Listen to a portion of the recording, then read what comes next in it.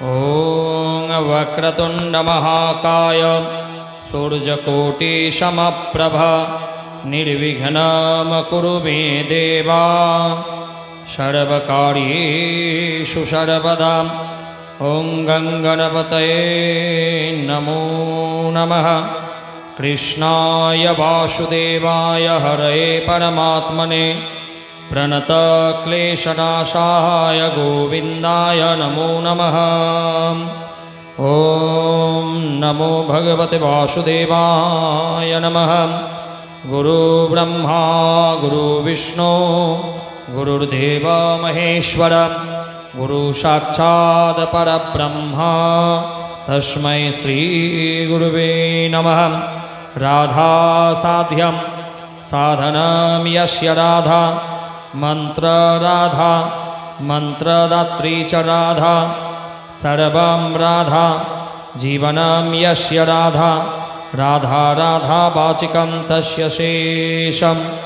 हे कृष्ण करुणा सिंधो दीनबंधो जगदपते गोपेश गोपिकाकांत राधाकांत नमोस्तुते। सर्वे भवन्तु सुखिनः सर्वे सन्तु निरामया सर्वे भद्राणि पश्यन्तु मा कश्चित् दुःखभाग् भवेत्। परम आराध्य श्री युगल चरणे कोटि कोटि प्रणमाम्यहम्।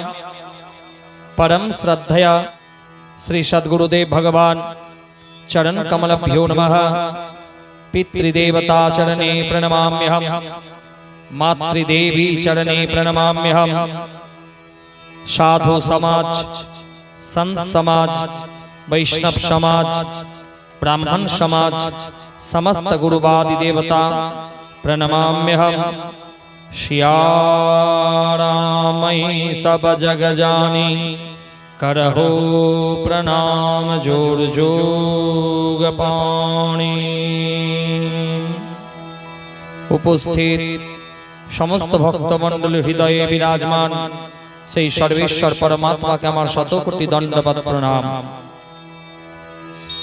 प्रेम से बोलिए श्रीमद्भागवत महापुराण की जय।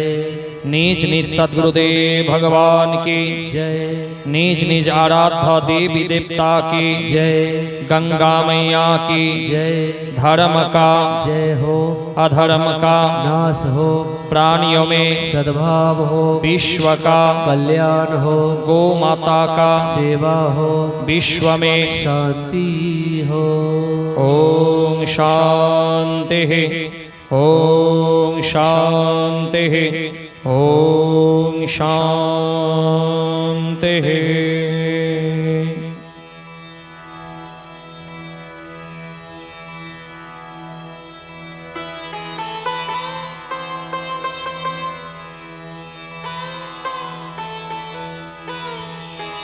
आज के भागवत कथा तृतीय दिवस। आज के महानवमी आज के राम नवमी प्रभु राम लालार प्राकट्य उत्सव। आज मानो एक परम पवित्र दिन हिंदू सनातनीদের কাছে। গতকালকে আমরা শ্রবণ করেছিলাম সুখদেবের কথা প্রারম্ভ। দেবরাজ ইন্দ্র অমৃত নিয়ে এলেন রাজা পরীক্ষিতকে দেওয়ার জন্য, কিন্তু রাজা পরীক্ষিত ইন্দ্রের অমৃতকে গ্রহণ করলেন না। ভগবানের কথা অমৃতকে ধারণ করলেন। দেবরাজ ইন্দ্র সে অমৃত কুম্ভ নিয়ে সেখান থেকে চলে গেলেন। সুখদেবের কথা আরম্ভ হলো। তো গতকালকে আমরা কথার ক্রমগুলো একটু আর একবার আমরা সবাই শ্রবণ করে নিই। যে গতকালকে আমরা প্রহ্লাদ চরিত্র ভরত চরিত্র শ্রবণ করেছিলাম, অজামিলের উপাখ্যান শ্রবণ করেছিলাম।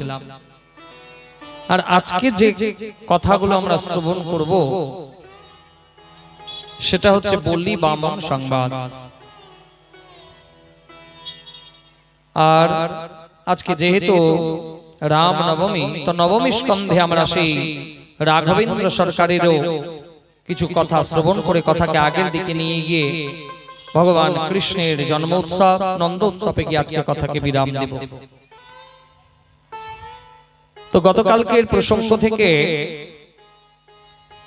আমরা জানতে পেরেছিলাম যে আমরা হিন্দু সনাতনী, আমরা কেমন করে আমাদের ধর্মকে বাঁচাবো, আমরা কেমন করে আমাদের ধর্মটাকে ধারণ করব।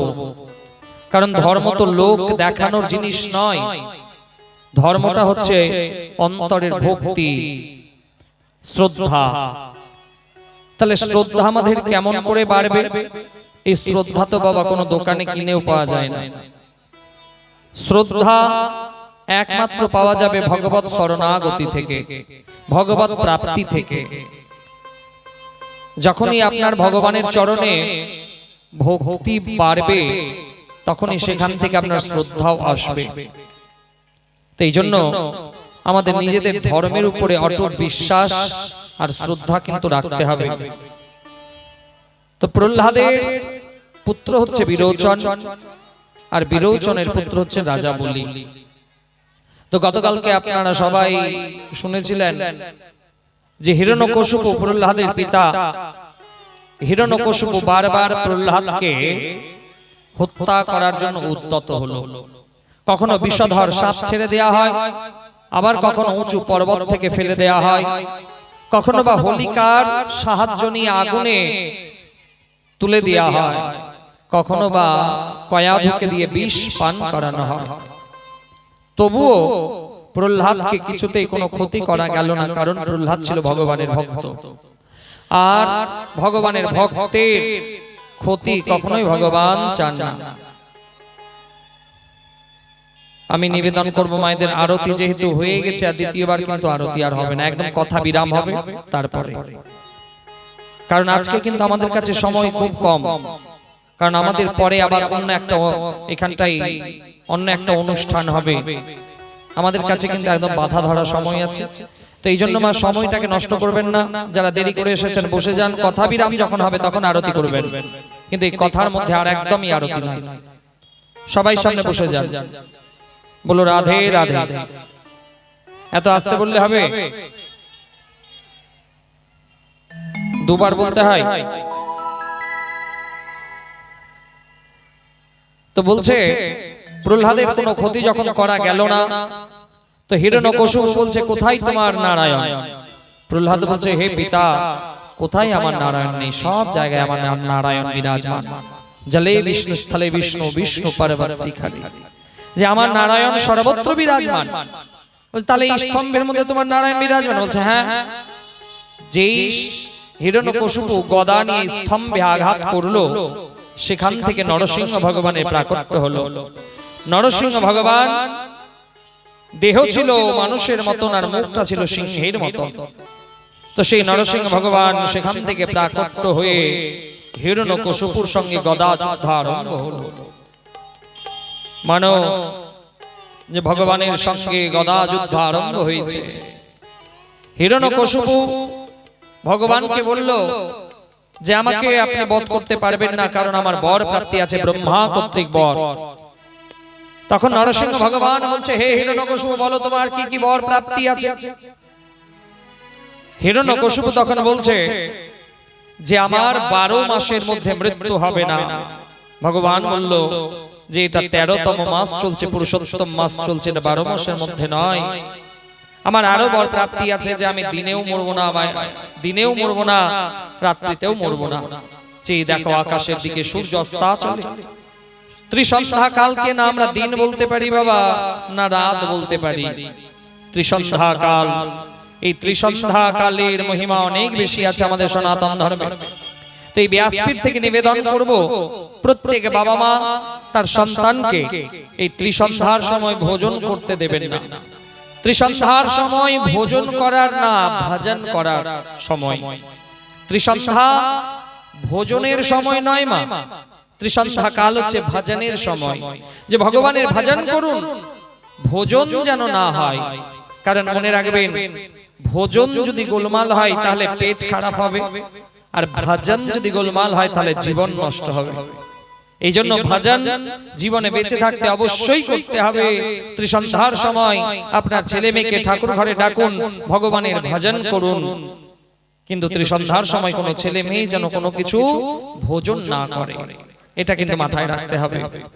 তো ত্রিসন্ধ্যার সময় সেই নরসিংহ ভগবান বলছে এটা ত্রিসন্ধ্যা কাল, নাইকে আমরা দিন বলবো না রাত বলবো।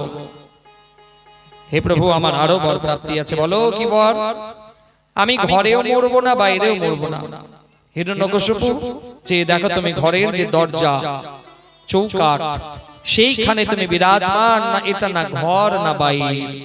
আমার আরো বর প্রাপ্তি, আমি আকাশেও মরবো না, মাটিতেও মরবো না। হিরণ্যকশিপু তুমি আমার কোলের মধ্যে বিরাজমান, না মাটি স্পর্শ করেছো না আকাশ স্পর্শ করেছো। আমার আরো বর প্রাপ্তি আছে যে আমাকে কোনো দেবতাও বধ করতে পারবে না, আর কোনো জন্তু জানোয়ারও আমাকে বধ করতে পারবে না। যে দেখো আমার দিকে, আমার দেহ হচ্ছে দেবতার আর মুখ হচ্ছে সিংহের, না আমি দেবতা না আমি কোনো পশু। আমার আর একটা বর প্রাপ্তি যে আমাকে অস্ত্র দিয়েও ছেদন করা যাবে না, আর শস্ত্র দিয়েও বধ করা যাবে না। হিরণ্যকশিপু তোমাকে বধ করার জন্য আমার অস্ত্রের প্রয়োজন নয়, নিজের নখ দিয়ে হিরণ্যকশিপুর বুক ছিঁড়ে দিলেন। হিরণ্যকশিপুর উদ্ধার হলো। মানো নরসিংহ ভগবানের মুখ থেকে যেন ক্রোধাগ্নি নির্গত হতে লাগলো। দেবতারা এলেন, দেবতারাও হিরণ্যকশিপুকে বধ করার পরে নরসিংহ ভগবানের যে রূপ তার কাছে যেতে পারছে না। মানে এতটা ক্রোধাগ্নি তার মুখে জল করে উঠছে। নরসিংহ ভগবানের কাছে কেউ যেতে পারছে না। স্বয়ং লক্ষ্মী দেবী এলেন, লক্ষ্মী দেবীও প্রভুর কাছে যেতে পারছেন না। সেই সময় ভক্তকে পাঠাচ্ছেন, প্রহ্লাদকে পাঠাচ্ছেন, হে প্রহ্লাদ তুমি যাও, তুমি পারো তোমার পরম পিতা তোমার পরমেশ্বরের ক্রোধকে কমাতে, তুমি পারো প্রহ্লাদ। প্রহ্লাদ এক পা দু পা করে যখন এগিয়ে গেল, নরসিংহ ভগবানের পা ধরে পড়ে গেল। যেমনি ভক্ত পায়ে পড়লো, তেমনি নরসিংহ ভগবান দাঁড়িয়ে গিয়ে সেই ভক্তকে নিজের কোলে বসিয়ে নিজের বুকে আগলে ধরলো। মানে আজকে একটা গোমাতা যেরকম তার সন্তানকে জিভ দিয়ে চাটন করে, আজকে সেই নরসিংহ ভগবান নিজের জিহ্বা দিয়ে প্রহ্লাদকে চাটন করছে।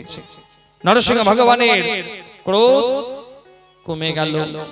নরসিংহ ভগবান প্রহ্লাদকে আশীর্বাদ দিলেন। সেই প্রহ্লাদের পুত্র হচ্ছে বিরোচন, আর বিরোচনের পুত্র হচ্ছে রাজা বলি।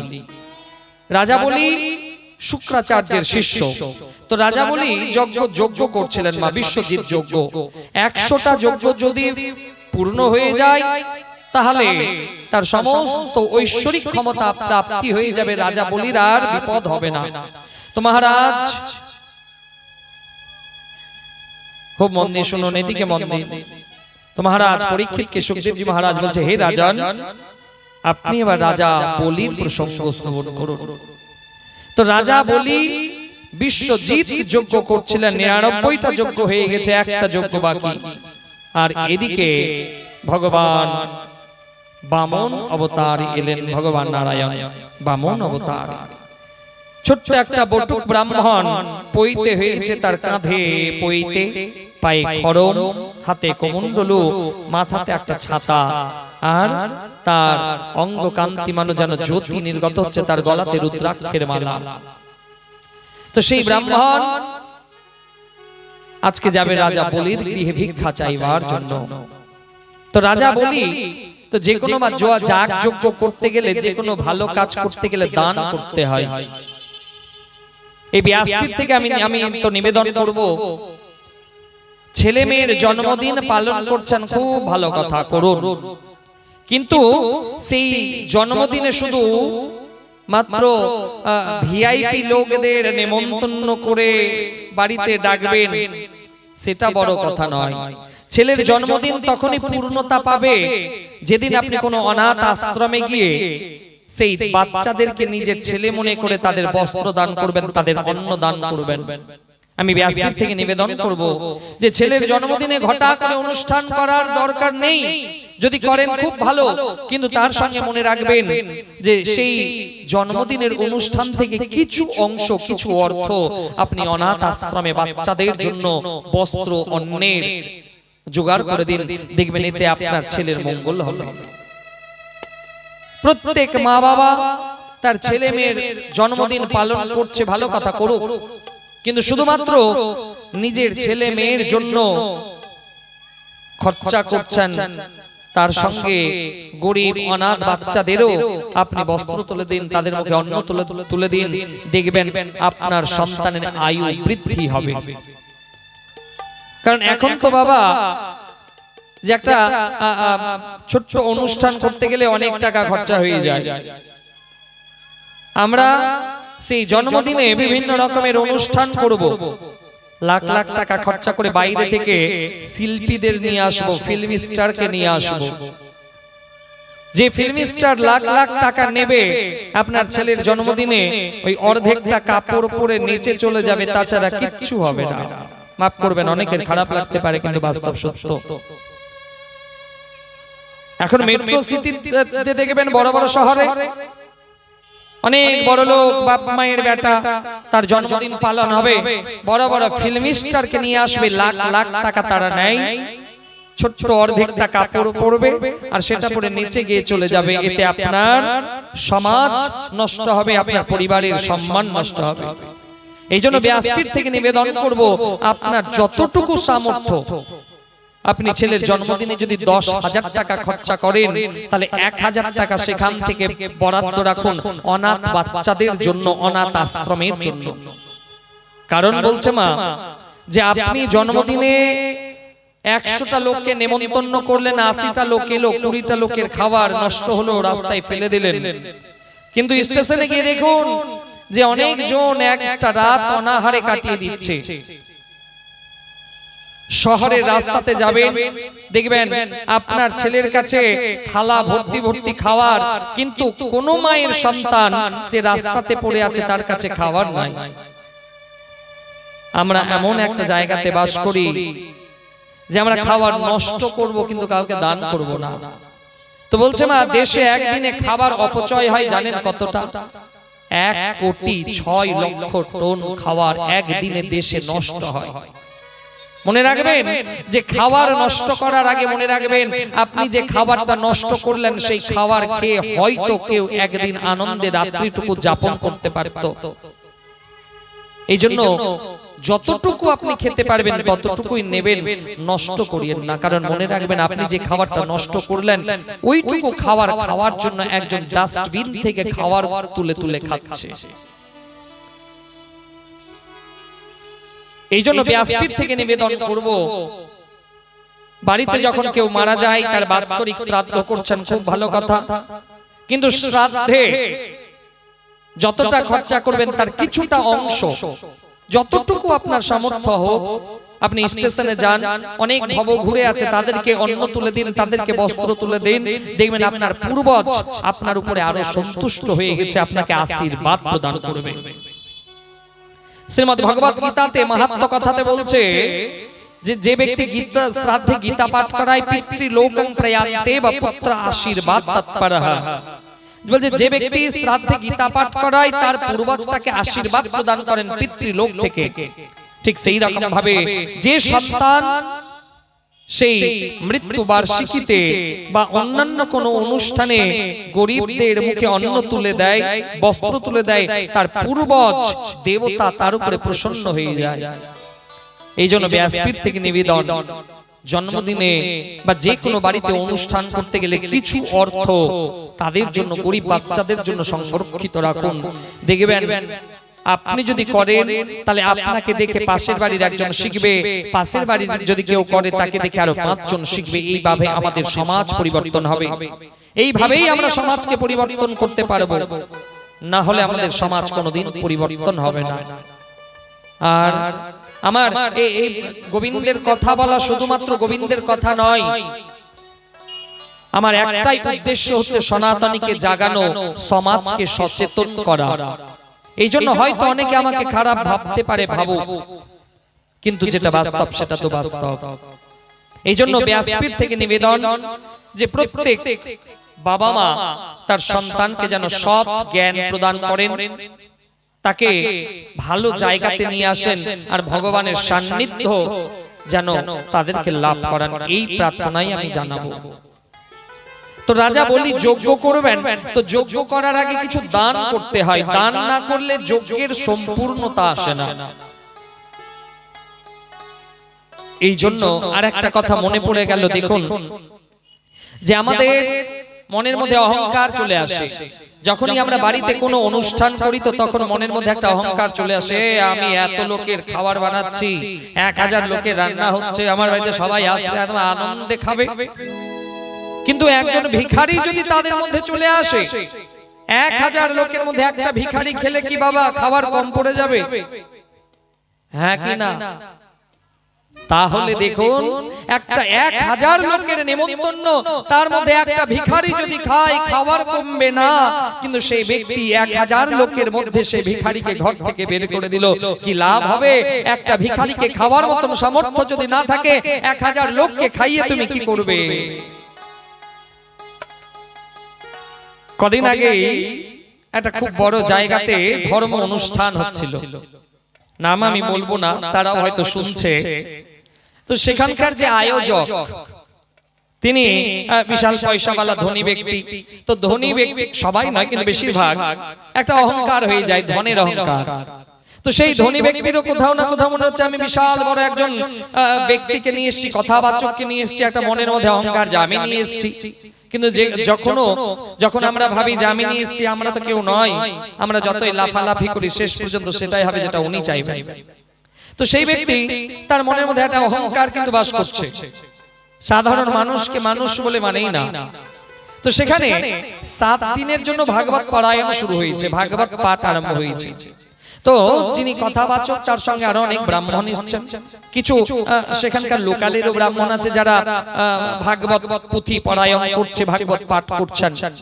তো সেই ব্রাহ্মণরা যখন ভোজন করার জন্য গেছে, 3 জন ব্রাহ্মণ যখন ভোজন করার জন্য গেছে, সেই যেখানে সবাইকে ভোজন করানো হচ্ছিল, তো সেই মালিকটা সেখানে গিয়েছে, সেই ব্রাহ্মণের খাওয়া হয়ে গেছে, হাত ধুতে যাবে, এমন সময় জোরে জোরে চিৎকার করে বলছে, যাকে তাকে তোমরা সবাই ভোজন করিয়ে দিচ্ছ, খাবার কমে যাবে না?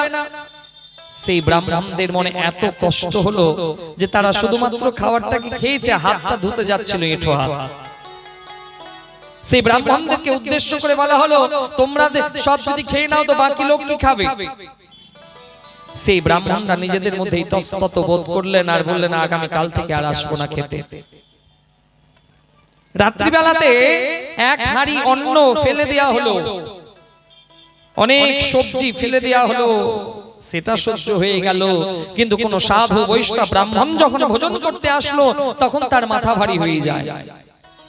আমাদের সমাজেও এরকম অনেক মানুষ আছে যারা 2000-5000 লোককে নেমন্তন্ন করে, তার মধ্যে একটা গরিব লোক যদি চলে আসে, একটা ভিখারি যদি চলে আসে, তাকে তাড়িয়ে দেয়। না জানি হয়তো ভগবানই, না জানি ঈশ্বর সেই ভিখারির বেশ ধরে আপনার গৃহে এসেছে ভোজন করার জন্য। এই জন্য বাড়িতে কোনো অনুষ্ঠান হলে যদি কোনো ব্যক্তিকে দেখেন যে খাবার থালাতে বসে গেছে, খাওয়ার খেতে, তখন তাকে অপমানজনক কথা বলবেন না, কারণ দানে দানে পর লেখা रहता है खाने वाला का नाम। কারণ আপনি যদি কাউকে খেতে বসেছে আর ওই সময় অপমানিত করেন, সেই ব্যক্তি যদি জ্ঞানী থাকে তাহলে অন্নপূর্ণাকে ছেড়ে তো উঠবে না, কারণ অন্নপূর্ণার সম্মান আছে। আর এটাও বলে দিই বাবা, যে আপনি খেতে বসেছেন আর যতই যা হয়ে যাক না কেন, খাওয়ার ছেড়ে কিন্তু ওঠা নিষিদ্ধ।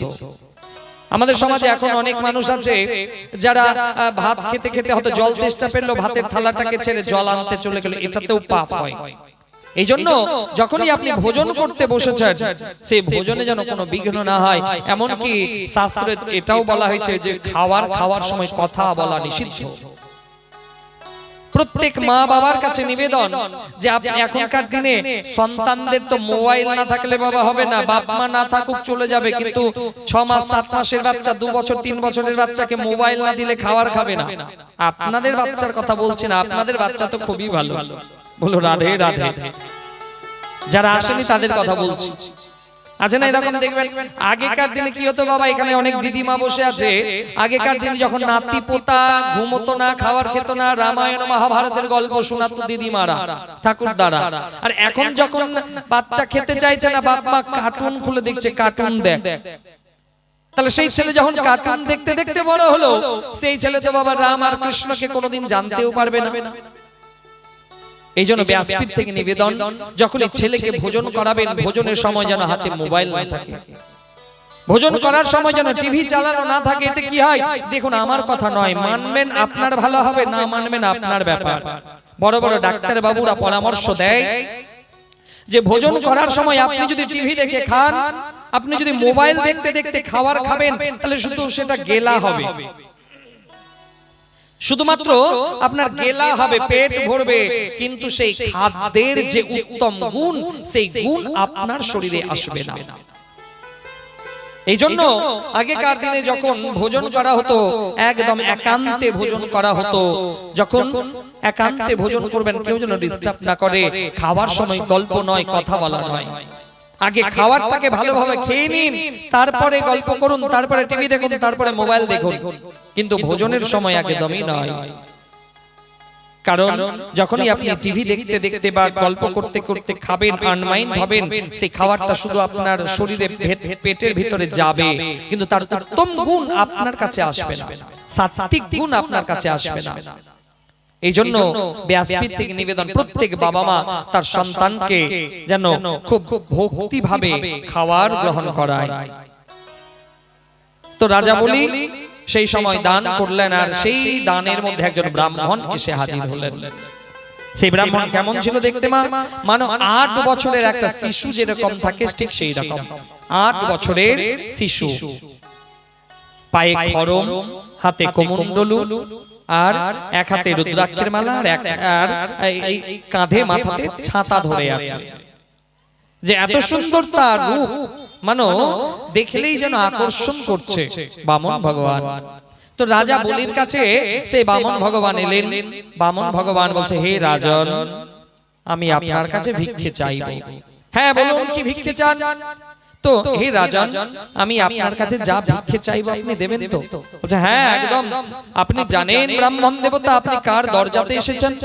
আমি প্রহ্লাদের পুত্র বিরোচন, আর বিরোচনের পুত্র রাজা বলি। আমার দরজা থেকে কেউ খালি হাতে যায় না। বলুন ব্রাহ্মণ দেবতা, আপনার কি চাই? তো সেই বামন ভগবান বলছে যে আমাকে 3টা পা রাখার মতন জায়গা দিন। এই কথা শুনে মা রাজা বলি খুব হাসলো। হে বটুক ব্রাহ্মণ, হে ব্রাহ্মণ দেবতা, আপনি জানেন আপনি কার দরবারে এসেছেন? আপনি রাজা বলির দরবারে এসেছেন। আপনি 3টা পা রাখার মতন ভূমি চাইছেন, আর আপনার ওই একটা 8 বছরের শিশুর পা কতটুকু থাকে, ছোট্ট ছোট্ট পা, ওই 3টা পা রাখার মতন জায়গা চাইছেন। আপনি যদি আমাকে বলেন একটা রাজ্য চাই, আমি পুরো রাজ্য আপনাকে দিয়ে দেব। আপনি বলুন আপনার কোন রাজ্য লাগবে? না রাজন, আমি রাজ্য নেব না, আমি 3টা পা রাখার মতন জায়গা নেব, আপনি দেবেন। হে ব্রাহ্মণ দেবতা, আপনি বলুন আপনার কত সোনা লাগবে, গয়না লাগবে, হীরা লাগবে, মতি লাগবে, সব আপনাকে দেব। আপনি আরো বেশি চান? বামন ভগবান বলছে, হে রাজা, হে রাজন, আমার কিচ্ছু বেশি লাগবে না, আমি যতটুকু আপনার কাছে চেয়েছি আপনি দেবেন তো?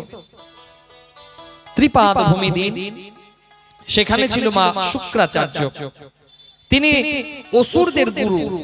শুক্রাচার্য ধ্যান বলে দেখলেন যে এটা সাধারণ বালক নয়, এই হচ্ছে স্বয়ং নারায়ণ, নারায়ণের অবতার। তো শুক্রাচার্য বলছে, দাঁড়াও বলি, তুমি জানো তোমার দরজাতে কে এসেছে? কে এসেছে গুরুদেব? তুমি জানো না বলি, তোমার দরজায় স্বয়ং নারায়ণ এসেছে, আর এর বুদ্ধিতে তুমি পড়বে না, এ তোমার সমস্ত কিছু হরণ করে নেবে। বলি মহারাজ বলছে, হে গুরুদেব, হে গুরুদেব, সত্যি আমার গৃহে নারায়ণ এসেছে? বলছে হ্যাঁ, এই হচ্ছে নারায়ণ, ছদ্মবেশ ধারণ করে তোমার কাছে এসেছে ভিক্ষা চাইবার জন্য। তুমি খবরদার ওর কথাতে পড়বে না। রাজা বলি হাত জোর করে গুরুদেবকে বলছে, হে গুরুদেব, এ তো আমার পরম সৌভাগ্য।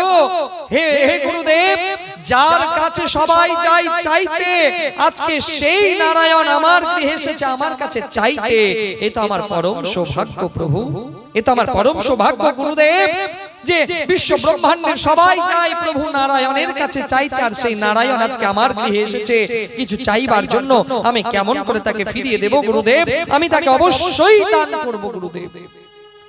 শুক্রাচার্য মনে মনে ভাবলো যে রাজা বলি যদি দান করে দেয় তাহলে রাজা বলি সমস্ত কিছু চলে যাবে, রাজা বলির হাতে কিচ্ছু থাকবে না।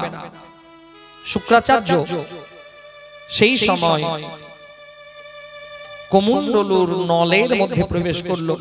বামন ভগবানের হাতে ছিল একটা কমণ্ডলু, সেই কমণ্ডলুতে জল ছিল আর জল বেরোবে নল দিয়ে, সেই নলের মুখে শুক্রাচার্য ঢুকে গেল।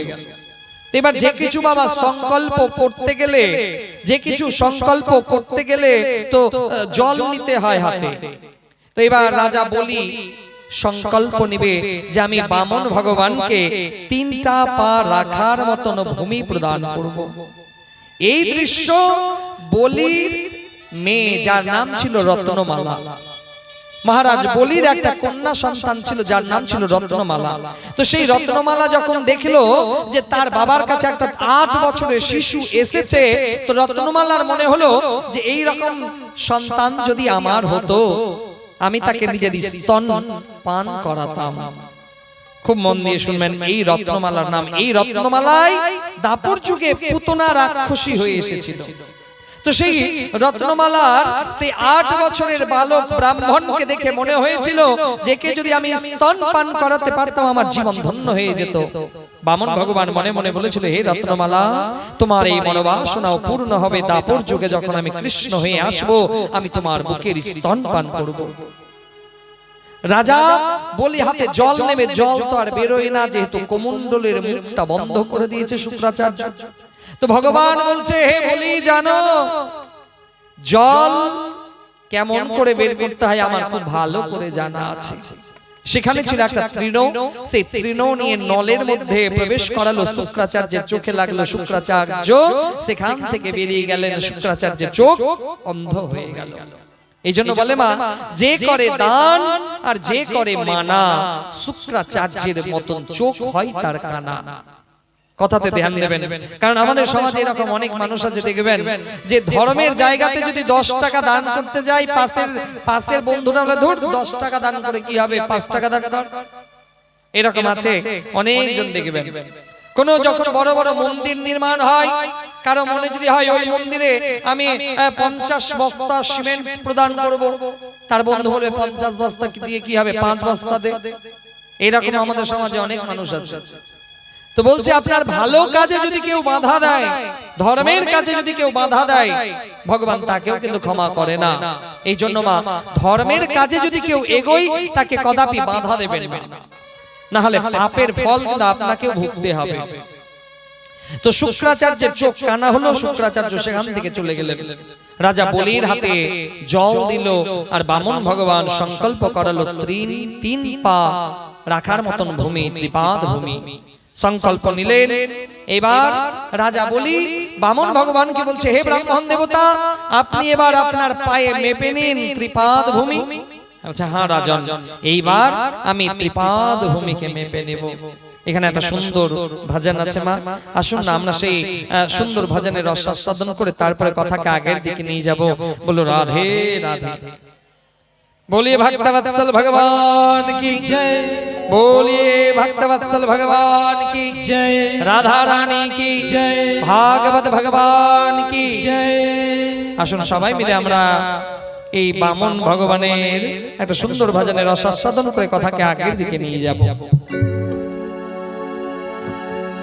बामन रूप बना के चला है तो छलिया छल में को,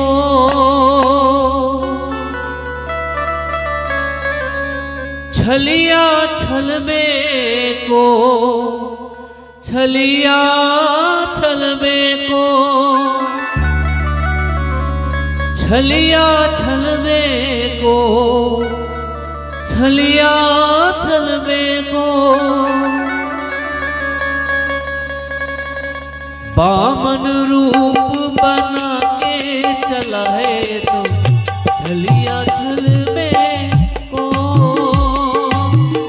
बामन रूप बना के चला है तो छलिया छल में को, छलिया छल में को, छलिया छल में को, छलिया छल में को, छलिया छल में को,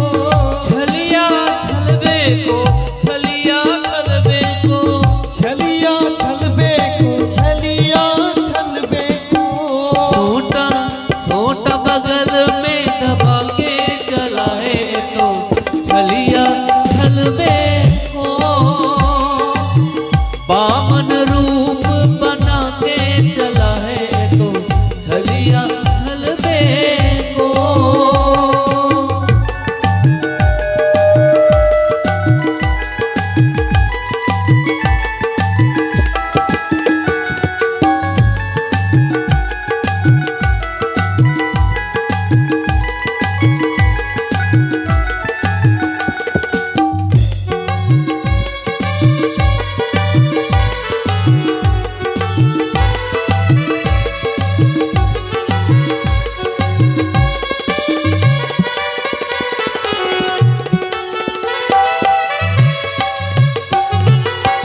हाथ में कमंडल कन में माला, हाथ में कमंडल तन में माला, पहनाई तन में मृग के छाला, पहनाई तन में मिर्ग के छाला।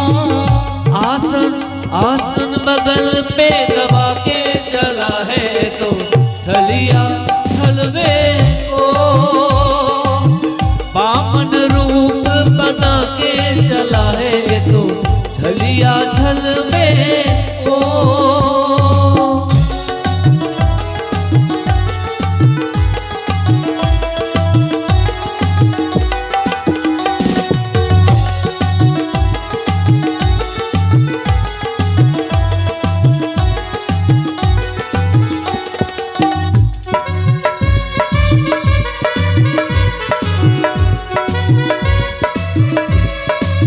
जय बामन भगवान की जय बामन भगवान की। बामन रूप अंगुल को बनाइयो, बामन रूप अंगुल में बनाइयो, हाथ में अपना छाता धराइयो, हाथ में अपना छाता धराइयो। छोटा छोटा बगल में दबा के चला है तो छलिया छलबे को बामन रूप बना के चला है तो छलिया छलबे को। छलिया छलबे को छलिया छलबे को छलिया छलबे को, छलिया छलबे को, छलिया छलबे को छलिया छलबे को छलिया छलबे को। छोटा छोटा बगल में दबा के चला है तो छलिया छलबे को बामन रूप बना के चला है तो छलिया छलबे को बामन रूप बना के चला है तो छलिया छलबे को बामन रूप बना के चला है तो छलिया छलबे को बामन रूप बना के चला है तो छलिया छलबे को। बोलिए बामन भगवान की जय, बोलिए बामन भगवान की जय, बोलिए बामन भगवान की। जय। মায়েরা কিন্তু একটা জিনিস খুব ভালো দিতে পারে, একটা ধ্বনি। কি ধ্বনি দেয় মায়েরা? এই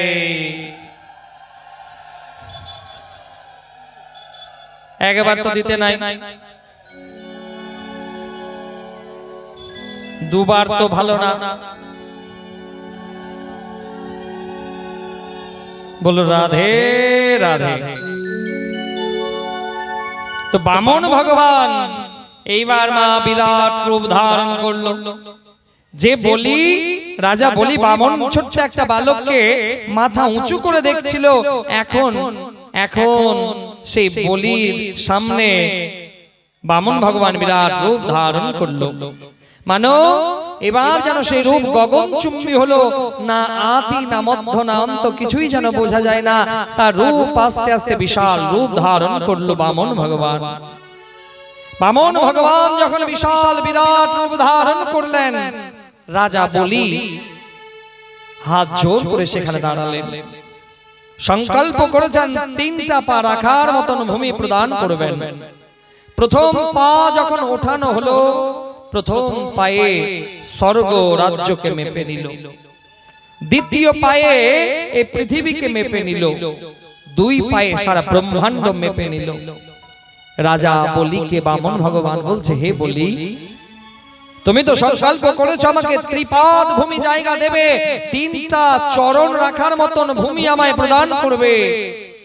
রাজা বলি, আমি তো আমার দুই চরণে ব্রহ্মাণ্ডকে মেপে নিলাম, তৃতীয় চরণ রাখবো কোথায়? আর তুমি সংকল্প করেছো ত্রিপাদ ভূমি, আর তুমি সংকল্প পূর্ণ যদি না করো তাহলে তোমাকে তো নরকে যেতে হবে। এই জন্য মনে রাখবেন যে আপনারা কোনোদিন যদি সংকল্প করেন আর সেই সংকল্প যদি পূর্ণ করতে না পারেন তাহলে কিন্তু নরক ভোগ করতে হয়। এই জন্য সংকল্প করলে মা যত তাড়াতাড়ি সম্ভব সেই সংকল্পটাকে পূর্ণ করে দেওয়াটাই ভালো। সংকল্প থেকে গেলে আপনার মৃত্যু যদি হয়ে যায় আপনার নরক ভোগ হবে। হে বলি, তুমি সংকল্প করেছো যে আমাকে ত্রিপাদ ভূমি দেবে, আর তোমার সংকল্প তুমি যদি পূর্ণ না করবে তাহলে তোমাকে কিন্তু নরক যেতে হবে। রাজা বলি হাত জোর করে ভগবানকে বলছে, হে বামন ভগবান, আপনি বলুন দান বড় না দানি? তো ভগবান বলছে, দানের থেকেও যে দান করে দানই বড়। তখন নিজের মুকুট মাটিতে রাখলো আর ভগবানকে হাত জোর করে বলছে, হে প্রভু, আপনার তৃতীয় চরণ আপনি এই ভক্তের মাথাতে, দানির মাথাতে রাখুন, আমার মাথাতে আপনার তৃতীয় চরণ রাখুন।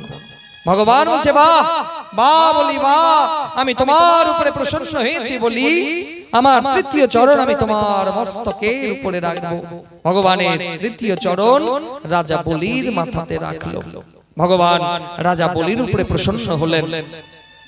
হে বলি, আমি তোমার উপরে প্রসন্ন হয়েছি,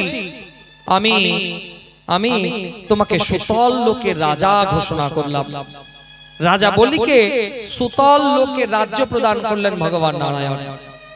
রাজা বলি সুতল লোকের রাজা হলেন। আজও রাজা বলি জীবিত, তিনি সুতল লোকের রাজত্ব সামলাচ্ছেন। তো ভগবান রাজা বলিকে বলল, হে রাজন, আমি খুব খুশি হয়েছি এই দানে।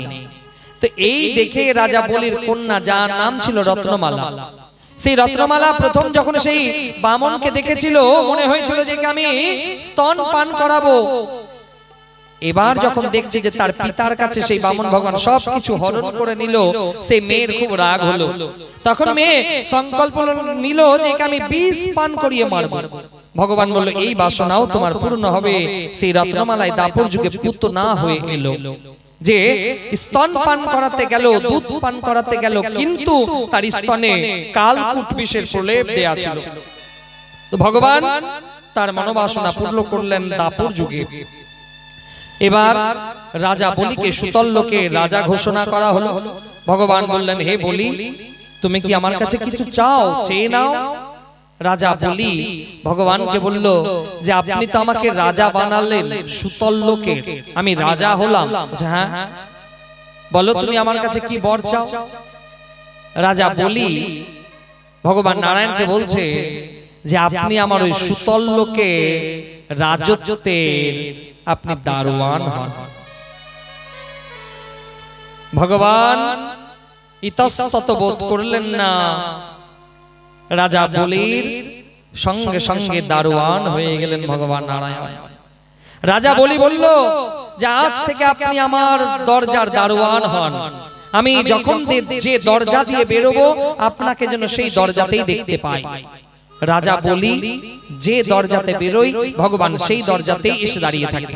কখনো ওটা দরজা দিয়ে বেরোই সেখানে চলে যায়, মানো ভগবানকে যেন চারদিকে দৌড়তে হচ্ছে। এদিকে বৈকুণ্ঠ ধামে নারায়ণ নেই। মা লক্ষ্মী খুঁজতে খুঁজতে জানতে পারলো যে তার পতি দেবতা সুতল লোকে দারোয়ান হয়ে আছে।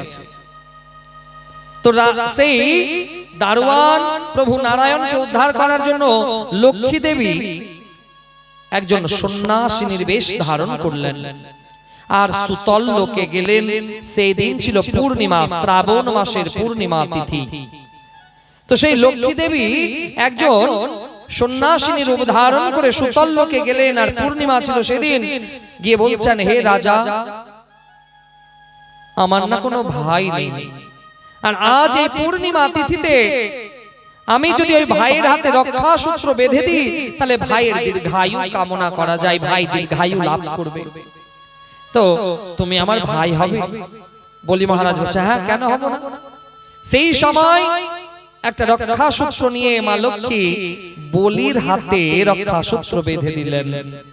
এবার কোন দিদি যখন ভাইয়ের হাতে রাখি বাঁধে, তো ভাইয়ের কিন্তু দিদিকে একটা উপহার দিতে হয়। আজও ভাইয়েরা দিদিকে সেই রাখি পূর্ণিমার দিনে উপহার দেন।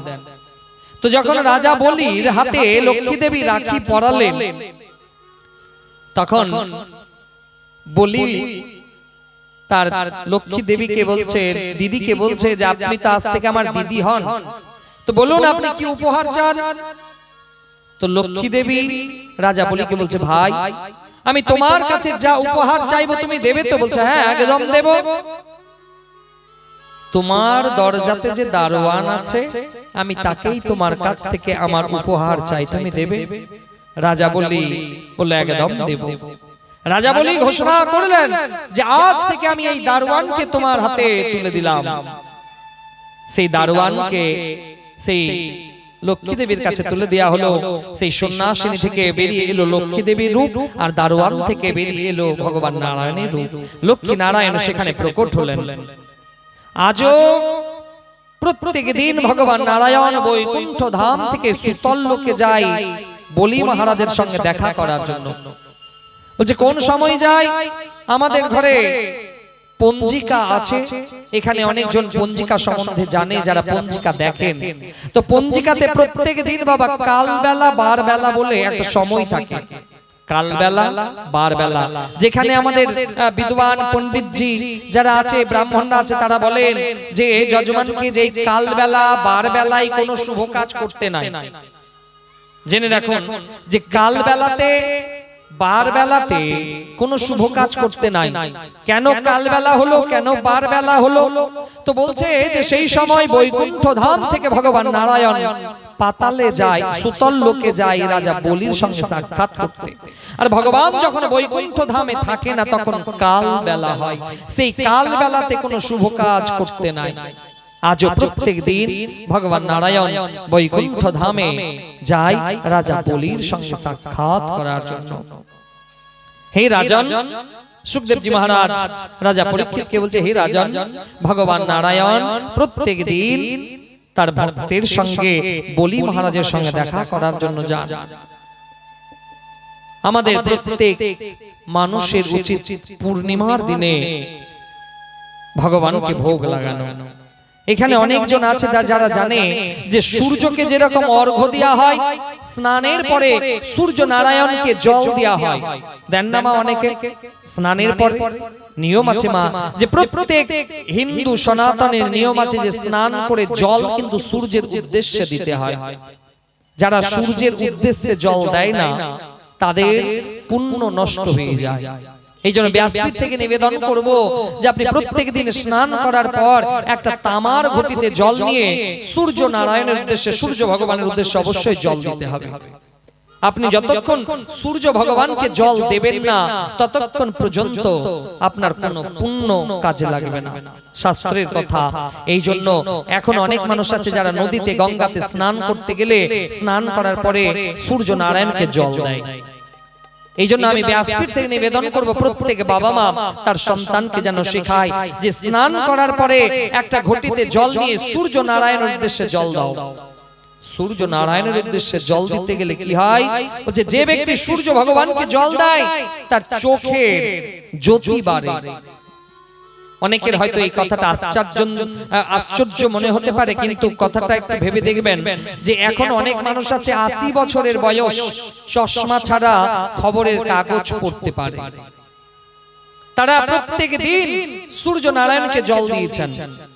কারণ বলছে আপনি যখন তামার পাত্রে জল নেবেন আর সূর্যকে জল দেবেন, সেই জল ভেদ করে যখন সেই রশ্মি আপনার চোখের মধ্যে প্রবেশ করবে, আপনার চোখের জ্যোতি বাড়াবে। কারণ আমাদের সনাতন ধর্ম প্রত্যেকটা সায়েন্টিফিক, একটাতেও কোনো কুসংস্কার নেই। আমরা মনে করছি, আমরা জানি না তার আসল তত্ত্ব। আমাদের সনাতন ধর্মে যত কিছু বলা হয়েছে তার আসল তত্ত্ব আমাদের অজানা বলে আমরা তাকে ধারণ করতে পারছি না। কিন্তু আমাদের সনাতন ধর্মকে নিয়ে জানেন বাইরে রিসার্চ করা হচ্ছে, সনাতন ধর্মকে নিয়ে রিসার্চ করা হচ্ছে, বেদকে নিয়ে রিসার্চ করা হচ্ছে, পুরাণকে নিয়ে রিসার্চ করা হচ্ছে। এই জন্য সনাতন ধর্মে প্রত্যেকটা কথা হচ্ছে সায়েন্টিফিক। সূর্য নারায়ণকে জল অবশ্যই দিতে হয়, সূর্য ভগবানকে জল দিন। প্রত্যেক সনাতনী আপনার সন্তানকে শেখান স্নান করার পরে যেন সূর্য নারায়ণকে জল দেয়। সূর্য নারায়ণকে অবশ্যই জল দিতে হয়, এতে আপনার পুণ্য সঞ্চয় হবে, পুণ্য বিয়োগ হবে না, পুণ্য বিয়োগ হবে না। প্রত্যেক মানুষ সূর্য নারায়ণকে জল কিন্তু দেবেন। আর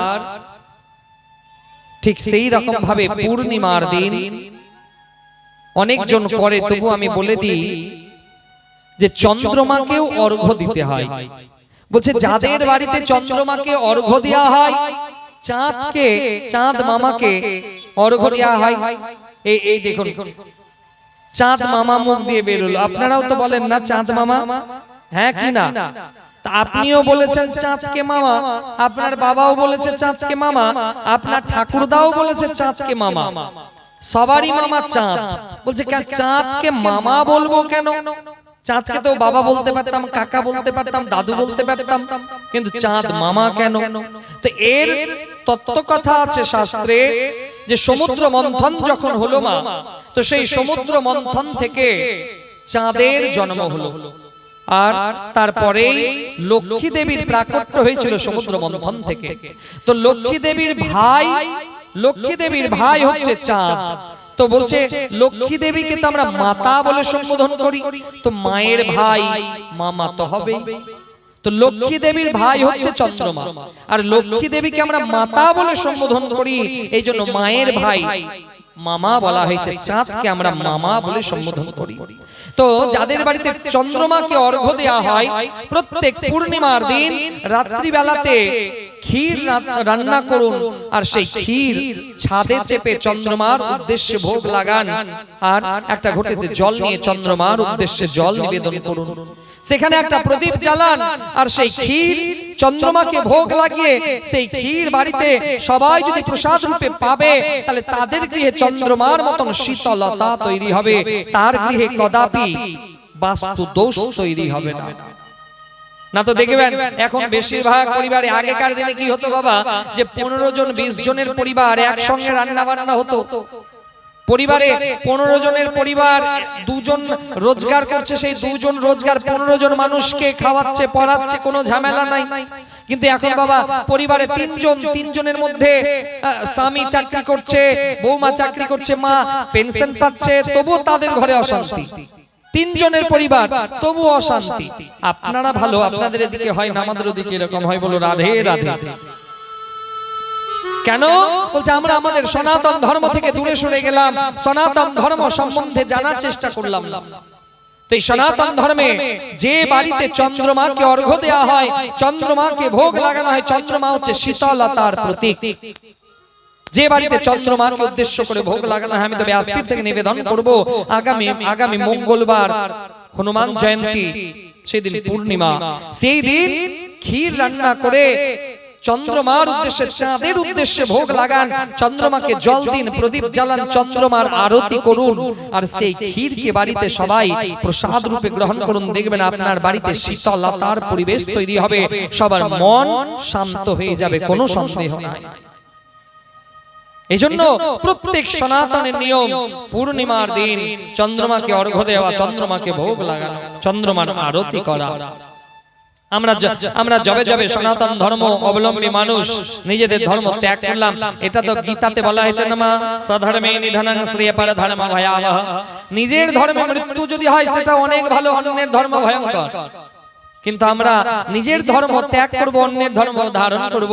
বলছে নিজের জন্মাষ্টমী পালন করব না, রাম নবমী পালন করব না, দুর্গাষ্টমী পালন করব না, একাদশী পালন করব না, পরশুরাম জয়ন্তী পালন করব না, 25শে ডিসেম্বর পালন করব। আমাদের মানসিকতা হয়ে গেছে এরকম। একাদশীর দিনে মন্দিরে যাব না, দুর্গা অষ্টমীতে মন্দিরে যাব না, হনুমান জয়ন্তীতে মন্দিরে যাব না, কিন্তু 25শে ডিসেম্বর কার্নিভালে যেতে হবে, যেখানে প্লাস্টিকের গাছে টুনি বাল্ব ঝুলানো হবে, সেটাকে ভাববো একদম আধুনিকতার ছোঁয়া, আর বাড়িতে তুলসী তলাতে প্রদীপ জ্বালালে মনে ভাববো সেটা কুসংস্কার। আমরা মানুষ আস্তে আস্তে আমাদের ব্রেনটাকে কনভার্ট করা হচ্ছে, আমরা অন্য দিকে চলে যাচ্ছি। এইজন্য হে সনাতনী, নিজের ধর্মকে ধারণ করুন, নিজের ধর্ম সম্বন্ধে জানুন। আমি অন্য কোন ধর্মকে ছোট করতে বলছি না, কিন্তু নিজের ধর্মকে আগে সম্মান করতে শিখুন। নিজের ধর্মকে নিয়ে কদাপি অপমানজনক কোনো কথা বলার আগে 10 বার ভাববেন। কারণ এখন তো হয় বাবা যে নিজের সনাতন ধর্মকে নিয়ে সনাতনীরাই খারাপ খারাপ কথা বলে, অন্য সম্প্রদায়ের মানুষ তো বাদ দিন, নিজের হিন্দু সম্প্রদায়ের মানুষ আমাদের হিন্দু ধর্ম সম্বন্ধে অনেক রুচিকর কথা বলে। তাদের কাছে একটাই কথা বলবো যে নিজের ধর্মকে ছোট করা মানে নিজের বাবাকে ছোট করা। যে নিজের ধর্মকে ছোট করে সে নিজের পিতৃ পরিচয়কে ছোট করে। এই জন্য ব্যাসপীঠ থেকে নিবেদন যে নিজের ধর্মকে ছোট করবেন না, কারণ এই ধর্ম রামকে জন্ম দিয়েছে, এই ধর্ম কৃষ্ণকে জন্ম দিয়েছে, যার জন্য আজও ভারতবর্ষকে ভারত মাতা বলা হয়। পৃথিবীতে অন্য কোন দেশকে মা বলে সম্বোধন করা হয় না, একমাত্র এই ভারত ভূমিকে মাতা বলে সম্বোধন করা হয়, যেখানে দেবতারাও প্রকট হয়েছে। অন্যান্য কোন দেশে রাম জন্ম নেয়নি, অন্যান্য কোন দেশে কৃষ্ণ ভগবান জন্ম নেয়নি, অন্যান্য কোন দেশে পরশুরাম অবতার নেয়নি। এই ভারত যত অবতার হয়েছে এই ভারত ভূমিতে। আগামী দিনেও যত যত দেবতার সৃষ্টি হবে মা এই ভারত ভূমিতে হবে। দেবতারাও এই ভারত ভূমিতে আসার জন্য আকাঙ্ক্ষিত থাকেন। এই ভারত ভূমি সাধারণ কোনো মাটি নয়, এই ভারত ভূমি দেবতাকে সৃষ্টি করতে পারে। এই জন্য ভারতবাসী নিজের ধর্মকে আগে ধারণ করুন, ধর্মকে মান্যতা দিন। নিজের ধর্মকে ত্যাগ করে অন্য ধর্ম নয়, নিজের ধর্মকে ধারণ করার চেষ্টা করুন। লোক দেখানো নয়, কারণ ভারতবর্ষের কিছু কিছু মানুষ লোক দেখানো ধর্ম করে। এই লোক দেখানো ধর্ম এর বাবা বড় ভয়ঙ্কর। এই জন্য লোক দেখানো ধর্ম করা উচিত না। প্রত্যেক মানুষ যেন নিজের ধর্মকে ধারণ করে। প্রত্যেক মানুষ তুলসী তলাতে আরতি করুন, তুলসী গাছকে পরিক্রমা করুন, বাড়িতে ভগবানকে ভোগ লাগান, সেই ভোগ গ্রহণ করুন। আপনার ছেলেকে ছোটবেলা থেকে ধুতি পড়তে শেখান, আপনার ছোট ছেলেকে গীতা পাঠ করতে শেখান, আপনার ছেলেকে রামায়ণ শেখান, আপনার ছেলেকে ভাগবত মহাপুরাণ শোনান। সেই ছেলে যখন বড় হবে না, সেই ছেলে মানুষের মতন মানুষ হবে। আর না হলে আপনার ছেলে এমন কুলাঙ্গার তৈরি হবে যে মরার সময় আপনাকে কাঁদতে হবে যে আমি কেমন সন্তানকে জন্ম দিলাম। এই জন্য তো প্রত্যেক মা বাবার উচিত, কারণ অনেক মা বলে আমার বেটা এরকম করছে, আমার বেটা খেতে দেয় না, আমার বেটা আমাকে ভালোভাবে রাখে না, আমাকে জায়গা দেয় না ঘরে। আমাদের সমাজে এরকম অনেক মানুষ আছে, দেখবেন যে ছেলে যখন বড় হলো বাবা মায়ের জায়গা ঘর থেকে বাইর হয়ে গেল, কুকুরের জায়গা হলো ঘরে, কিন্তু বাবা মায়ের জায়গা হলো বৃদ্ধাশ্রমে। দেখবেন যে একটা 35,000 টাকা দামের অ্যালসেসিয়ান কুকুর কিনে নিয়ে আসবে বেটা। কুকুরকে একদম সন্ধ্যা সকালে নিয়ে যাবে রাস্তাতে ঘোরাতে, কুকুরকে ভালো মন্দ কিনে খাওয়াবে, কিন্তু নিজের বাপ মাকে খাওয়াবে না। খুব খুব মজা লাগে, হাসিও লাগে, রাগও লাগে যে কিছু কিছু সন্তানদের কীর্তি আপনাদের এখানে তো গঙ্গা আছে, মাঘী পূর্ণিমার দিনে দেখতে পাবেন যে মাঘী পূর্ণিমার দিনে বলছে যাদের বাপ মা মারা যায় তারা ওই গঙ্গাতে যাবে আর দোকান থেকে একদম বড় হাতি পায়ের লুচি কিনবে, মিষ্টি কিনবে। কি করবে লুচি মিষ্টি? ওহো আজকে পূর্ণিমা, আমার বাপ মা মরে গেছে, ওকে খাবার দিতে হবে। বেটা জীবনে কোনোদিন খাওয়ালো না, আজকে মরার পরে গেছে গঙ্গাতে তার বাপ মায়ের উদ্দেশ্যে লুচি মিষ্টি প্রদান করতে। বলো রাধে রাধে। আপনারা কিন্তু ভালো, আপনাদের কথা বলছি না, যারা আসেনি তাদের কথা বলছি। জীবনে দেখবেন যে মা বাবা যখন বেঁচে থাকবে, বেটা মিষ্টির ঠোঙা নিয়ে ঢুকবে, বড় বড় হাতি পায়া লুচি নিয়ে ঢুকবে, জীবিত কালে কোনো গ্যারান্টি নাই যে সেই মিষ্টি সেই বাপ মা খেতে পাবে কিনা, কোনো গ্যারান্টি নাই। নিজে খাওয়ার পরে যদি অল্প একটু বাঁচে, তাহলে কুকুরের মতন গিয়ে বাপ মায়ের কাছে ফেলে দেয়া হবে। কিন্তু মরার পরে লোক দেখানোর জন্য, ওহো আমার বাবা মারা গেছে, আমার বাবা মালদার কানসাট খেতে পছন্দ করতো, তার শ্রাদ্ধে আমি দুটা করে কানসাট খাওয়াবো, আমার বাবার শ্রাদ্ধে কানসাট খাওয়ালে আমার বাবার আত্মতৃপ্তি হবে, আত্মা তৃপ্তি পেয়ে যাবে। তোর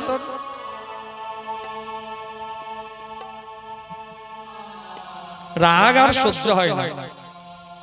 নিজে বেঁচে থাকতে কোনোদিন বাপটাকে খাওয়ালো না, মাটাকে খাওয়ালো না, আর যখন মরে গেছে তখন বলছে যে 1000 লোককে আমি দুটা করে কানসাট খাওয়াবো, আমার বাবার আত্মার শান্তি পাবে। মাকে কোনোদিন একটা পুজোতে কাপড় কিনে দিল না, যে মা কাপড়, নতুন কাপড় পরে কোন অনুষ্ঠানে যাবে।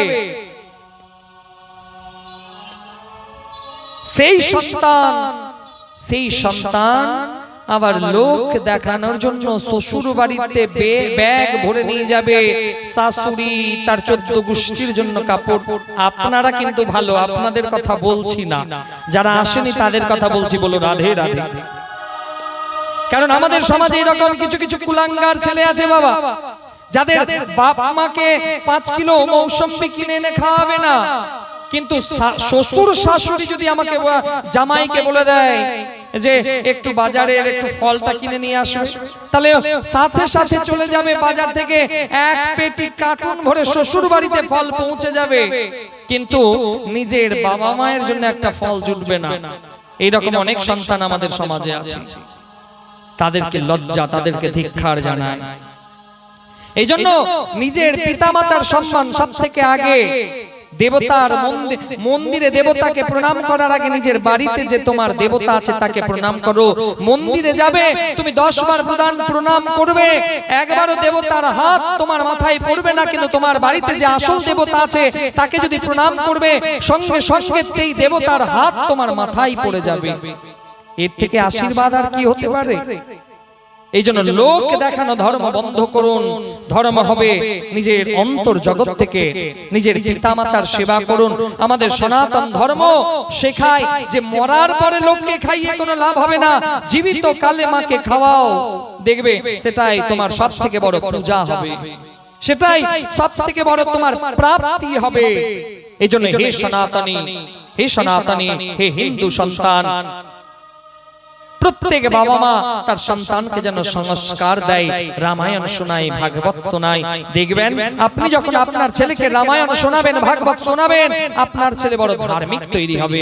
আর একটা ছেলের চরিত্র নির্মাণ হতে পারে তখনই ছেলে যদি ধার্মিক হয়। অনেকের মনে হতে পারে ছেলে যদি ধার্মিক হয়ে যায় তাহলে তো বৈজ্ঞানিক হবে না। আমার ছেলে যদি সব সময় ধর্ম করে, ঠাকুর ঠাকুর করে, তাহলে তো আমার ছেলে ইঞ্জিনিয়ার হবে না। ডক্টর এপিজে আব্দুল কালাম তিনি একজন মুসলিম, কিন্তু তার বায়োডাটাতে লিখছেন যে সম্পূর্ণ তার গীতা কণ্ঠস্থ, প্রত্যেক দিন তিনি গীতা পাঠ করতেন, গীতা অধ্যয়ন করতেন, গীতাকে রিসার্চ করেছেন। তিনি তো সাধারণ ব্যক্তি নয়, তিনি তো অসাধারণ ব্যক্তিত্ব, তিনি তো একজন সায়েন্টিস্ট, তিনি তো একজন মুসলমান, কিন্তু তিনিও ধর্মকে মান্যতা দিয়েছেন। এই জন্য ধর্মকে ধারণ করুন, আর যবে যবে ধর্মকে মান্যতা দেবেন না আপনার চরিত্র গঠন হবে না। আর চরিত্র গঠন যদি না হয় তাহলে কি হবে? 1 লাখ টাকার চাকরি করে চরিত্র গঠন যদি না হয় কি হবে? 1.5 লাখ টাকার চাকরি করে বাড়িতে একটা দেবীজি থাকবে আর বাইরেও একটা বান্ধবী থাকবে। বলো রাধে রাধে। এখনকার বেশিরভাগ মানুষের চরিত্র এরকম হয়ে গেছে বাবা, যে অনেক বড় ব্যক্তিত্ব, অনেক বড় মানুষ, কিন্তু বাড়িতে তার একটা বিয়ে করা দেবীজি আছে, তবু তা সত্ত্বেও আবার ফোনে একটা মোবাইল একটা দেবীজি আছে। বলো রাধে রাধে। যারা বোঝার আছে বুঝে নিলে, এর থেকে আমি বেশি আর বলতে পারবো না। বলল রাধে রাধে। এই জন্য আগে সমাজকে চরিত্রবান হতে শেখান। সমাজ যদি চরিত্রবান হয় তাহলে সমাজের অগ্রগতি হবে, আর সমাজের চরিত্র যদি খারাপ হয়ে যায় তাহলে সেই সমাজের অগ্রগতি কোনোদিন হতে পারে না। এই জন্য সমাজকে আগে চরিত্রবান হতে হবে, চরিত্র নাশ হয়ে গেলে সেই সমাজের অগ্রগতি হবে না। এই জন্য ব্যাসপীঠ থেকে নিবেদন, প্রত্যেক মানুষ চরিত্রবান হন। চরিত্রবান তখনই হবেন যখন আপনি ভগবানের কথাকে শ্রবণ করবেন, ভগবানের চরিত্রকে ধারণ করবেন, তখন আপনি চরিত্রবান হবেন। কথাকে আগের দিকে নিয়ে যাই। এইবার আমরা নবম স্কন্ধে প্রবেশ করব। সুখদেবজি মহারাজ রাজা পরীক্ষিতকে বললেন, হে রাজন, এবার আমি আপনাকে সূর্য বংশের প্রসঙ্গ শোনাচ্ছি। সূর্য বংশের প্রসঙ্গ, এই রামচন্দ্র হচ্ছে সূর্য বংশীয় সন্তান। এই আজকে একটা খুব অদ্ভুত ঘটনা ঘটলো। দেখুন, ভারতবর্ষে ঋষি মুনি দেশ হচ্ছে এই ভারতভূমি। রামলালার যে মূর্তি বিগ্রহ তৈরি করা হয়েছে না, এমন ভাবে তৈরি করা হয়েছে যে রাম নবমীর দিনে সেই সূর্যের বিন্দু রামলালার কপালে যাবে। আর আজকে তাই ঘটলো, সারা পৃথিবী সেই দৃশ্য দেখলো। আমরা এত ভাগ্যবান আজকে রাম নবমীর দিনে সেই মানো সূর্য বংশীয় সন্তানের কপালে, মানো আজকে তার পূর্বজ আজকে যেন একটা যুদ্ধ তিলক কেটে দিল তার কপালে। সূর্য বংশীয় সন্তান হচ্ছে রামলালা, আর তার কপালে আজকে স্বয়ং সূর্য নারায়ণ যেন তিলক কেটে দিল, তার যেন রাজ্য অভিষেক হলো আজ থেকে ভারতবর্ষে। আজ আমরা এত ভাগ্যবান মানুষ। তো সেই সূর্য বংশে আমরা প্রবেশ করব, রাম প্রসঙ্গে প্রবেশ করব। তো রাম প্রসঙ্গে প্রবেশ করার আগে আসুন আমরা সবাই একটু রামজিকে স্বাগত জানাই। কি হ্যাঁ কি না জানাবেন? তাহলে আসুন আমরা সবাই হাত জোর করে আজকে রাম নবমীর দিনে প্রভু রামকে একটু স্বাগত জানাই। ভক্তবৎসল ভগবান কি জয়, শ্যামল রামচন্দ্র ভগবান কি জয়। আসুন সবাই মিলে আমরা রামলালাকে স্বাগত জানাই, তারপরে কথাকে আগের দিকে নিয়ে যাব।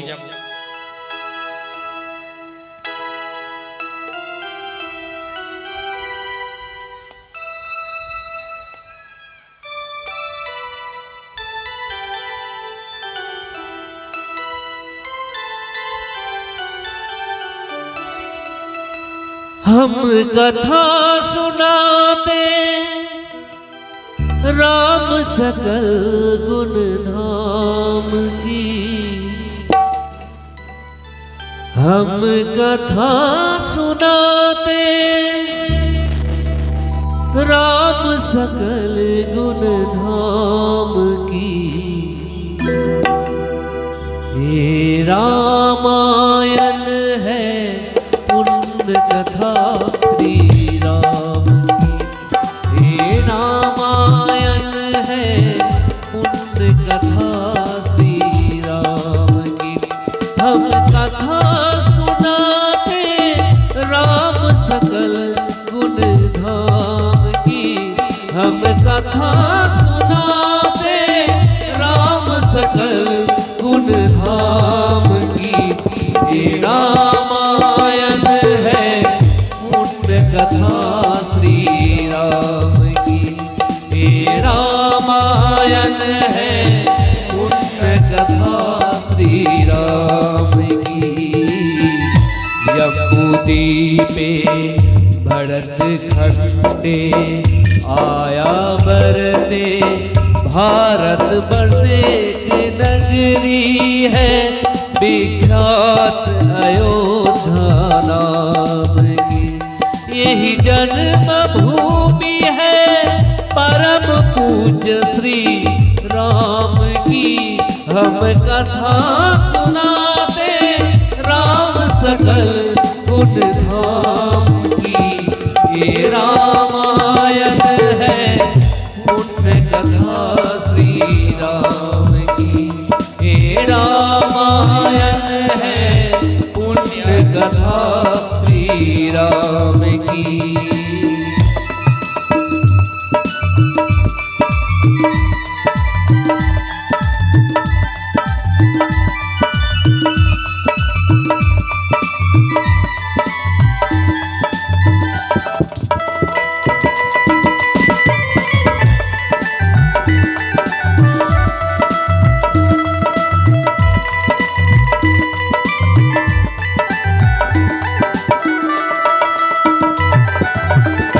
रघुकुल के राजा धर्मात्मा चक्रवर्ती दशरथ पुण्यात्मा संतति है तू यज्ञ करवाया धर्म यज्ञ का शुभ फल पाया निप घर जन में 4 कुमारा रघुबर दीप जगत आधारा चारों माताओं के नाम शुभ नामा भरत शत्रुघ्न लक्ष्मण रामा गुरु वशिष्ठ की गुरुकुल जाके अंतकाल बीता सब पाके पूरन हुई सीसा रघुबर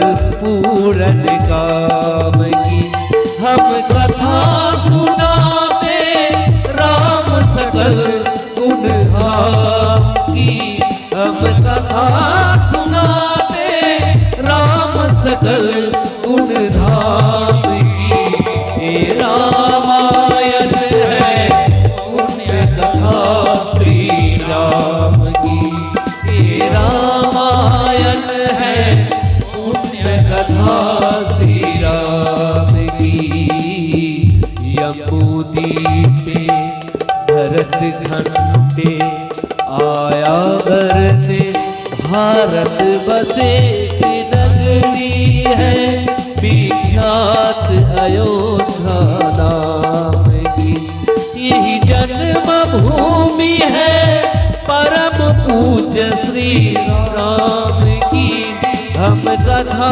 सुनाते राम सकल गुण धाम की हे रामायण है पुण्य कथा श्री राम की हे रामायण है पुण्य कथा श्री राम की हे रामायण है पुण्य कथा श्री राम की हे रामायण है पुण्य कथा श्री राम की बोलिए राघवेंद्र सरकार की जय बोलिए श्यापति रामचंद्र भगवान की जय बोलिए मर्यादा पुरुषोत्तम रामचंद्र भगवान की जय राम लला की আসুন আমরা এবার নবম স্কন্ধে সেই রাম লালার প্রসঙ্গে প্রবেশ করি তারপরে আমরা ভগবান কৃষ্ণের কথাতেও প্রবেশ করব তো বাবা রামচন্দ্রের বংশ হচ্ছে সূর্য বংশ তো সেই রামলালার সূর্য বংশের কিছু বংশাবলী আমরা শ্রবণ করে কথাকে আগের দিকে নিয়ে যাই যে ব্রহ্মার পুত্র হলো মারীচ আর মারীচের পুত্র হলো কাশ্যপ কাশ্যপের পুত্র হলো বিবস্বান বিবস্বানের পুত্র হলো মনু মহারাজ আর সেই মনু মহারাজের পুত্র হলো ইক্ষ্বাকু ইক্ষ্বাকুর পুত্র হলো রাজান্দ্রিক রাজান্দ্রিকের পুত্র হলো সয়াতি সয়াতির পুত্র নাভাগ নাভাগের পুত্র অম্বরীশ অম্বরীশের পুত্র যুবনাশ্য আর যুবনাশ্যের পুত্র মান্ধাতা এই মান্ধাতার পুত্র হলো হরিশ্চন্দ্র আর হরিশ্চন্দ্রের পুত্র হলো বাহুক বাহুকের পুত্র সগর সগরের অসমঞ্জস অসমঞ্জসের সৌদাস আর সৌদাসের পুত্র অস্মৎ অস্মতের পুত্র নাভি কবচ নাভি কবচের পুত্র আডবাং আডবাঙ্কের পুত্র রঘু আর রঘুর পুত্র হলো অজ আর অজর পুত্র হচ্ছে মহারাজ দশরথ আর মহারাজের দশরথের 4 পুত্র রাম লক্ষ্মণ ভরত শত্রুঘ্ন এই 4 সন্তান হচ্ছে মহারাজ দশরথের তো বাবা মহারাজ দশরথ বিবাহ করলেন এক নয় 3 বিবাহ করলেন কৌশল্যা কৈকেয়ী সুমিত্রা 3 জনের বাবা সন্তান আর হয় না সেই সময় ঋষির কাছে গেলেন গুরুদেবের কাছে গেলেন বশিষ্ঠ মুনির কাছে গেলেন তো বশিষ্ঠ মুনি বলছে হে রাজন চলুন আমি আপনাকে একজনের কাছে নিয়ে যাই কার কাছে শৃঙ্গী মুনি নাম তার জীবনে গোদুগ্ধ ছাড়া অন্য কিছু আহার করেননি শৃঙ্গী মুনি তো সেই শৃঙ্গী মুনির কাছে নিয়ে যাওয়া হলো দশরথকে হে গুরুদেব আপনি কৃপা করে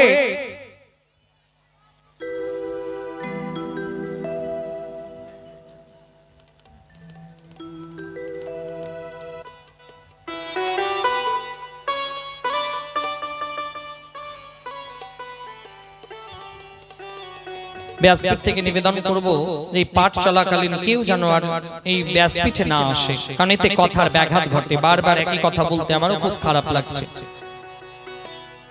কারণ একটা কথা যখন আরম্ভ হয় না, সেই কথার কানেকশন যদি কেটে যায় তারপরে কিন্তু আর সেটা হয় না। এই জন্য এখানকার যারা ভলেন্টিয়ার আছে তাদের কাছে নিবেদন যেন আর কেউ ব্যাসপীঠে না আসে। এবার সেই দশরথ গেলেন গুরুদেবের কাছে, শৃঙ্গি মুনির কাছে। শৃঙ্গি মুনিকে গিয়ে বলছে, হে গুরুদেব, আমি 3টা রানীকে বিবাহ করলাম, কারো সন্তান হলো না, আর আমার সন্তান যদি না হয় তাহলে আমার এই অযোধ্যা নগরী রাজত্ব করবে কে? শৃঙ্গি মুনি বলছে, হে রাজন, আপনার 3জন রানীর সন্তান হবে। কি করতে হবে? আপনাকে পুত্রেষ্টি হোম করতে হবে।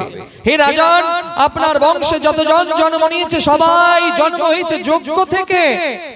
এখানে একটা জিনিস বলে দি বাবা, রামচন্দ্রের বংশে যত পুরুষ জন্ম নিয়েছে সবার জন্ম হয়েছে যজ্ঞ থেকে, যজ্ঞ থেকে উৎপন্ন হয়েছে। তো হে রাজন, আপনারও সন্তান হবে, আপনি পুত্রেষ্টি হোম করুন। তখনকার দিনে বাবা 3333টা গরুকে দহন করা হলো, সেই গোদুগ্ধকে আগুনে জাল দিয়ে ক্ষীর করা হলো, সেই ক্ষীর যজ্ঞে আহুতি দেওয়া হলো। সেই যজ্ঞের আহুতি দেওয়ার অবশিষ্টাংশ ক্ষীর প্রসাদ রূপে 3জন রানীকে দেওয়া হলো। কইকেয়ী, কৌশল্যা, সুমিত্রা